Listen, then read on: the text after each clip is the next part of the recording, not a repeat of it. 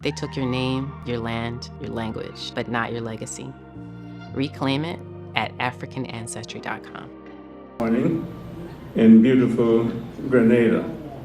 I'd like to first of all thank Ron Daniels for organizing this pilgrimage to Grenada, honoring the life and legacy of Louise Langdon Little. And then secondly, I'd like to thank Ron for including me in this august group and this particular session. One problem I have with Ron is that he's trying to age me, and he's aging me very rapidly. So please disregard his chronological mistake. I'm a very young man. Marcus Garvey, as a response to the conditions under which African people were living in the early part of the 20th century, created the Universal Negro Improvement Association and African Communities League in 1914. The African Communities League was the business arm of the organization, whilst the UNIA was the socio-political entity. Together, they were designed to unite all African people into one nation and ultimately free all Africans who would then be joined under the banner of the United States of Africa. As he said, Africa for the Africans, those at home and those abroad. To implement this vision, he realized that a strong economic base was needed, and that was the purpose of the African Communities League, to develop the businesses that were required in our different communities and join them together under one global economy. To this end, the Negro Factories Corporation was created, and many businesses were established. Clothing, shoes, and hats were made. The uniforms of the African Legion and the Black Cross nurses were manufactured. Automobiles and vans were used as a motor core to transport goods and furniture. There was a machine shop to service the vehicles. There was a factory making the first black dolls, a publishing company for books, pamphlets, and the organizational newspaper, The Negro World, which was the largest Negro weekly in the United States and hence in the world, published continually from 1918 to 1933. The editorial page was printed in English, Spanish, and French, just thus covering the colonized territories with relevant information. And there was the women's page, including women on an equal status. There was a phonograph company that made records. There were restaurants, grocery stores, barbershops, beauty parlors, credit unions, and real estate holdings. Members were encouraged to own their own businesses, and a large class of entrepreneurs was developed. The larger businesses, such as the Black Star Line, was subscribed to by shareholders within the community with a limit on the number of shares that any one person could own. In 1919, almost $1 million was collected to purchase ships and start the shipping company. The purpose of these enterprises was to create wealth that would be used for programs in the communities that would benefit the people educationally, socially, culturally, and advance their own political agenda in an avowed racist global environment.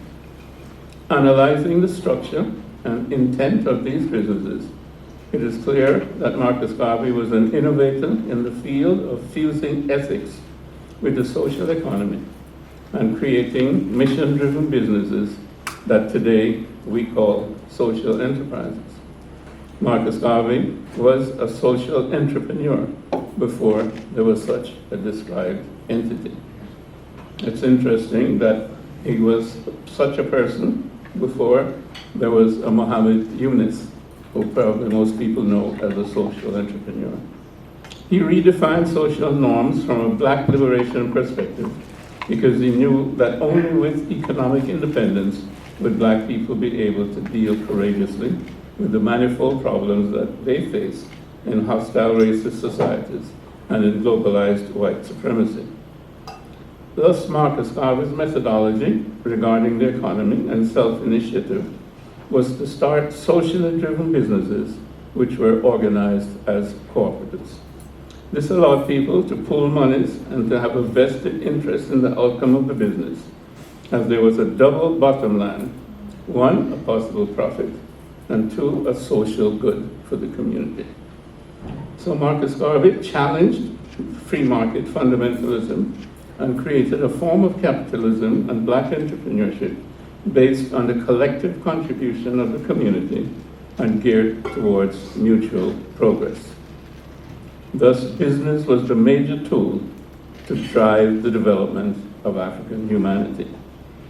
Garvey left an enduring legacy that is fundamental to how we should be doing business today. We can abstract three principles from the above. One, the necessity of independent capital formation.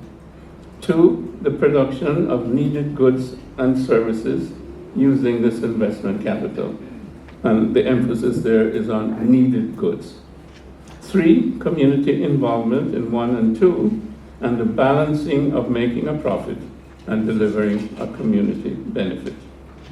Garvey faced many headwinds from fundamental capitalists, from socialists, from doctrinaire communists, from elitists, from integrationists, from racists of all stripe, from J. Edgar Hoover and the FBI, accusing him of using the mails to defraud African Americans, jailing and deportation. Interestingly, Mohammed Yunus, who we talked about as an entrepreneur, social entrepreneur, he got the Nobel Peace Prize for his work in 2006. Of course, Marcus Garvey got jailed and deported. We must expect the same as we seek to unite and uplift people.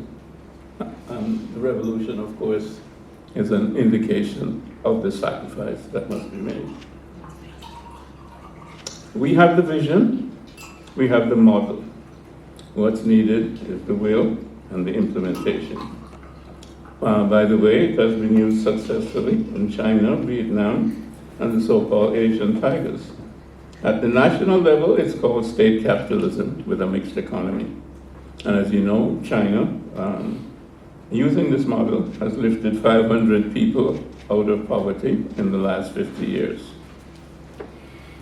There is no reason why it can't be used in all African countries and in the diaspora. In the Caribbean, our resources are primarily land, people, and a tropical climate. You put these together with capital and labor, and you have a booming agricultural sector. Mango, papaya, orange, lime, sweet sap, yam, cassava, banana, breadfruit, spices. I can go on indefinitely. And with manufacturing of these primary products and trade, and I haven't even talked about what we get from the sun and from the sea. But with proper management, clearly we can lift ourselves out of poverty. With maximizing our greatest resource, which is our human resource, through free education and skills training, we can participate equitably in the coming transformations of the fourth industrial revolution. The future is ours to define. As Marcus Garvey would say, up, you mighty people, you can accomplish what you will. Thank you.